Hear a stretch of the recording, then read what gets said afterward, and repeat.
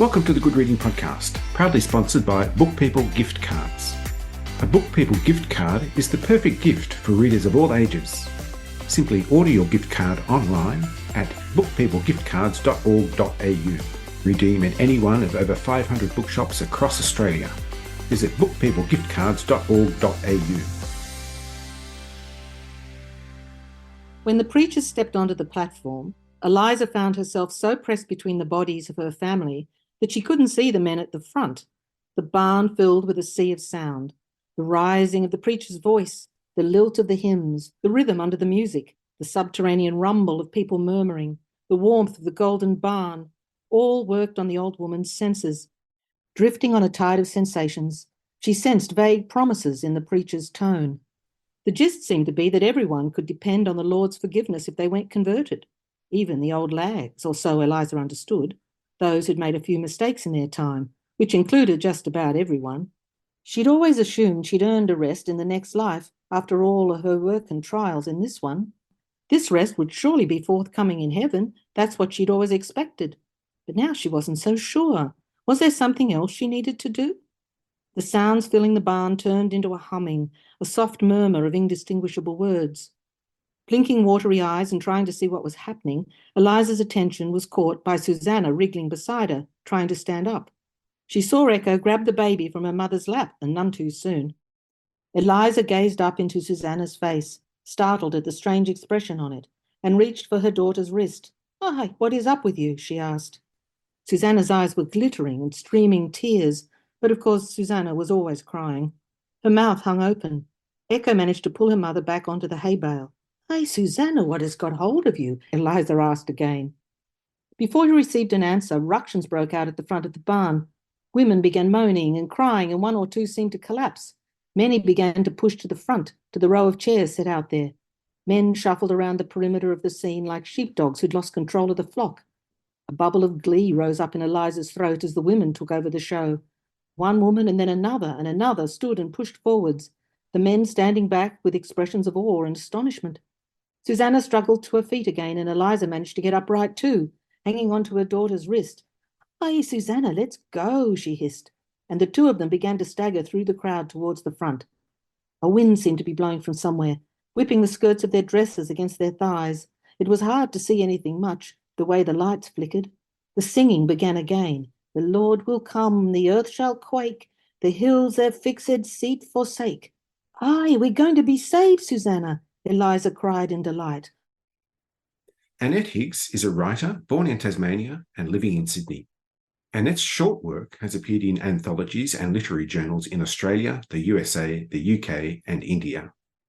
Today I'm talking to Annette Higgs about her first novel, On a Bright Hillside in Paradise, the winner of the 2022 Penguin Literary Prize. Annette, welcome to the Good Reading Podcast. Hi, thanks very much for having me. Congratulations on taking out the 2022 Penguin Literary Prize. That must have been a reassuring moment as a first-time novelist. Absolutely. It's so validating to have your work not only read and shortlisted, but then to actually win against many other contenders who are no doubt fabulous, and then to be actually published. It's dreamlike. First novels often have a long history. How long has the idea been with you, and what did it take to turn it into a great story? I'd say that the idea has been with me since I first heard the story of the coming of the Christian Brethren into Kentish, which was probably the 80s or 90s. It's a real story. And I'd known about it in my family history for years and years and years. And it came to me that it would make a great novel project when I needed a project for enrolling in a Doctorate of Arts at the University of Sydney.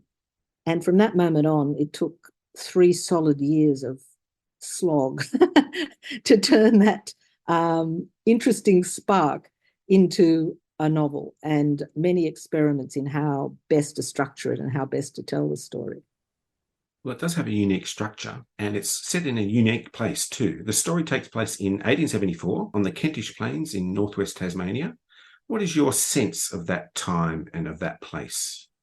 I find my connection to the place really visceral, actually. My mother was born and grew up there, and her mother, and back through the generations of my family. They were original white settlers in that area. And they are still there, some of the family, and they love the mountain, the connection to Mount Roland, outside of the town of Sheffield, and the town of Paradise, which is a real town, is very visceral. And I felt that too. I went there frequently as a child. I know the area well. And it's not only about that particular area, but also something about being Tasmanian, I think, and growing up in an island. And many people have spoken, written about that as an experience as well. And I think that has fed into my connection with that landscape too. Well, life in paradise is hardly a paradise. Your characters are people descended from convicts living with hardship and really barely avoiding famine. What's your research uncovered about the lived experience in the area around paradise? The experiences I write about in the novel, the details of their family life and how they fed themselves and how they scratched an existence out of the land, all comes from local histories, oral stories. I'm confident that that's what it was like, which is just extraordinary to think of in some ways. And yet they loved the place they were in as well. And that too comes through from the oral stories. So many of them are told with humor, with a sort of stoicism and an optimism for the future, and yet not a kind of driving ambition to get out of there, but rather to stay there, and to settle and make homes. And the historian James Boyce has written about a tradition of homemaking in the back blocks of Tasmania that often is overlooked or not recognised, and how strong that tradition is. I feel like that whole tradition is passed down even to me, an urban person in the 21st century. Still, that tradition of homemaking that came through the women of my family. I hope that comes through in the novel too. One of the big events on A Bright Hillside in Paradise, when the Christian brethren, evangelists, arrive, bearing a very powerful message. The lives of your characters are changed. But before we look at your characters, I'm fascinated by the history of the Christian brethren in Tasmania. It was part of that revivalist movement in the 19th century. But what did it promise for the people of rural Tasmania at that time? There's a lot of scholarship actually on why the Brethren were so successful in Tasmania, and particularly in northwestern Tasmania. The northwest coast of Tasmania was once one of the highest concentrations of Christian Brethren in the world, which seems slightly amazing when you think that there weren't even any proper roads in the 1870s. These men had to borrow horses and ride over muddy tracks, and they came from England and Ireland and Scotland. And they went to Tasmania in the back blocks where there were no roads. I can't even figure why they even were there. But when they arrived there, the people just lapped up the message they had to bring. And they would walk miles in terrible weather through terrible bush and muddy tracks to go to these big revival meetings. And part of it, as you say, was that revival movement in the 19th century, where these religious revivalists who held big meetings in tents and barns were like the celebrities of their day. Their doings were reported in newspapers and so on. But there are also many other elements. And I think one of them is especially with the Christian brethren who have no priests, no hierarchy, only two rituals, baptism and the Lord's Supper. They don't have any other set ways of doing anything. So there's an element of independence. When they began a Christian brethren assembly in a particular area, the people that joined that assembly were independent from any hierarchical church structure. And that was one of the reasons they were hiding out in the bush, these ex-convicts. They did not like the prejudice of the towns. They didn't like the way the Anglican structured church, which was so often their tradition because they were often English. That was the pious tradition they'd grown up in and been raised in. But those churches wanted them to live in a certain way, and they condemned them for being convicts or the children of criminals and so on. So when the brethren arrived and said, you can have your Christian faith without any of that, I feel like that must have been quite attractive on one level. Plus, it also, their message offered redemption. It offered meeting loved ones on the other side, and so many died. They lost children. So that message was strong. Their message also was that you should join together in a group and be an assembly. And that joining together helped those bush people create their own communities. And the existence of the community was vital to their survival in the bush, both psychically and physically and in every other way, helping out each other and being together socially and so on. The story is told through the eyes of 5 members of the Hatton family: Eliza, Jack, Susanna, Eddie, and Echo. And it was particularly interesting to contemplate the variations in perspective across 3 generations of this family. What was your purpose in exploring these sometimes vastly different perspectives on the arrival of the Christian brethren? Well, I wanted from the beginning to have the viewpoint of the 3 generations of women. Eliza's an old woman now, and she was born in England and married to a convict, and her father was a convict. She was also a real person, interestingly, and I've left her with her same name and her husband. And sometimes people read the book in Tasmania and they contact me and they go, "We're related," because they recognize their ancestor.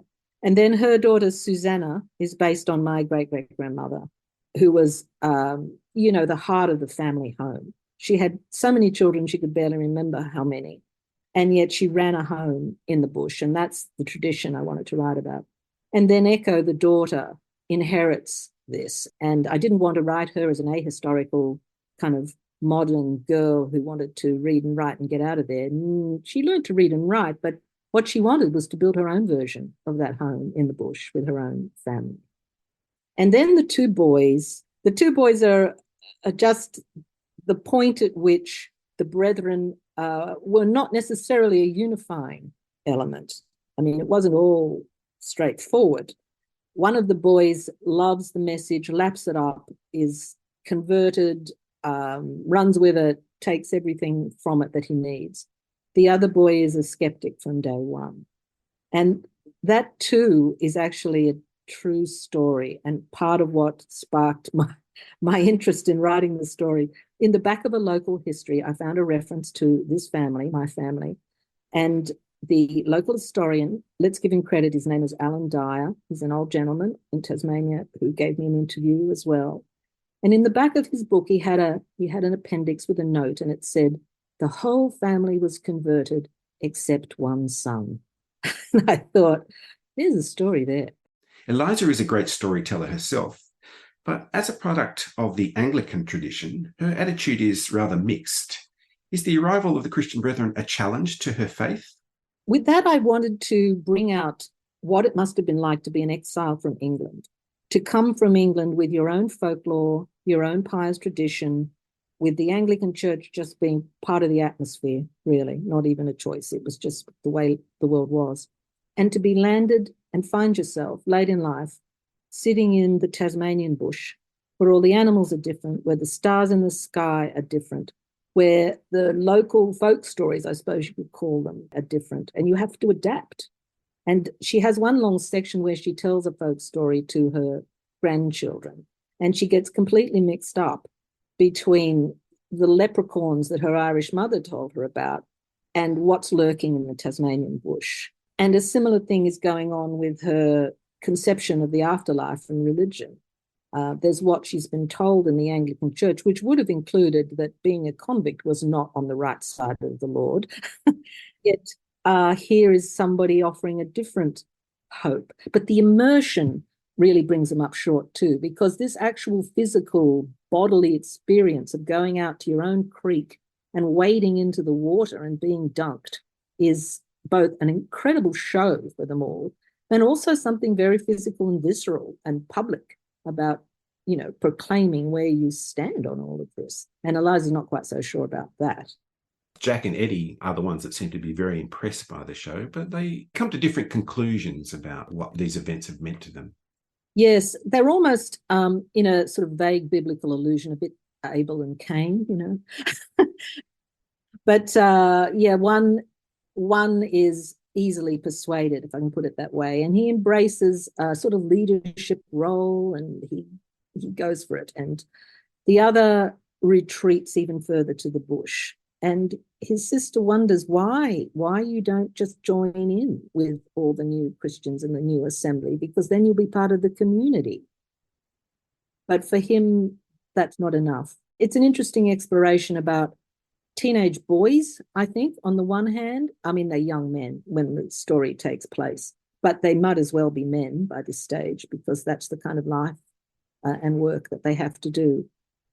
But they're still inside adolescence, and they're still at that phase of enthusiasms one way or the other in life, and making internal choices. It's fascinating.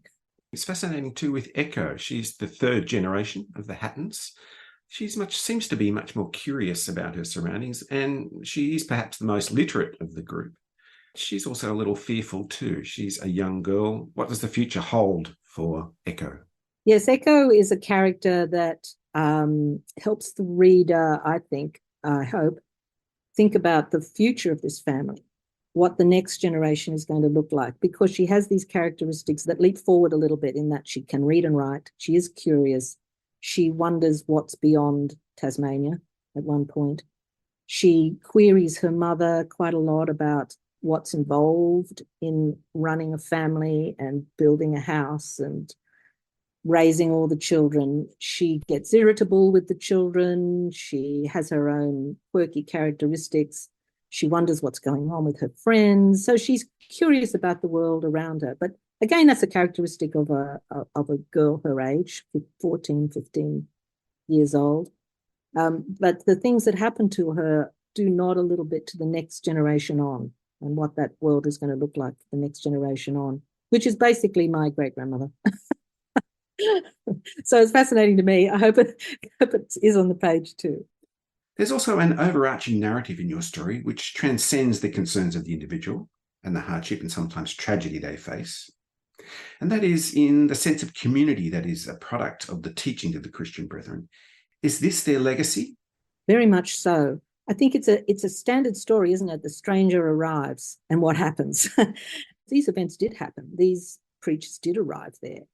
And the effect is reverberated. There's still a descendant community of that original assembly in Sheffield, as there are in many communities along the coast. And I did want to write about a community as well as a family. And although it's not easy to populate the novel with lots of extra characters, I wanted to give a sense of the family living amongst others. And I'm glad that came through for you. But I think, too, it's definitely a theme that their reaction to the brethren brought them together and helped them create a community, whether it was a little closed community for a while. It was a survival mechanism as well, both survival in the physical trials they went through and also the social situation they were in as convict descendants in the 1870s. It was before Australia was federated. It was before anybody in the towns in Van Diemen's Land, then Tasmania, cared tuppence about what was happening in the bush. They had no roads for years after this period. They had a railway before they had a road. They had to try and sell their produce to survive. How are you going to do that without some kind of glue to hold your community together? And bizarre though it is, I think that it was the Christian brethren that gave them that catalyst. It's a fascinating slice of Australian history. And Annette Higgs, thanks so much for joining me on the Good Reading Podcast. Thank you very much. I love talking about the family in paradise, and I hope people enjoy reading about them. I've been talking to Annette Higgs about her first novel, On a Bright Hillside in Paradise. It's published by Vintage, and you can find it at goodreadingmagazine.com.au. My name's Greg Dobbs, and thanks for listening. This Good Reading Podcast was brought to you by Book People Gift Cards. Share the joy of reading with a Book People gift card. To find out more, visit bookpeoplegiftcards.org.au.